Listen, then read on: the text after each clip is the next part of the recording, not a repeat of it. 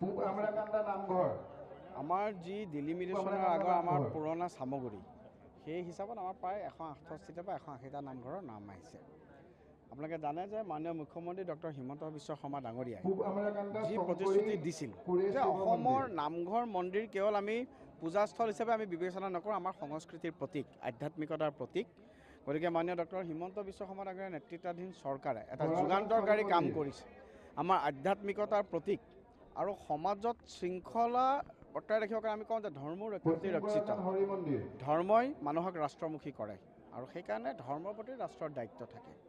গতিকে আমাৰ আধ্যাত্মিকতা, আমাৰ সংস্কৃতিৰ প্ৰতীক এই মন্দিৰ, এই নামঘৰসমূহত য'ত কিঞ্চিত কিছু সংখ্যক অৰিহণা আমাৰ চৰকাৰৰ পিনৰ পৰা আগবঢ়াইছে মাননীয় মুখ্যমন্ত্ৰী মহোদয়ৰ প্ৰত্যক্ষ উদ্যোগত।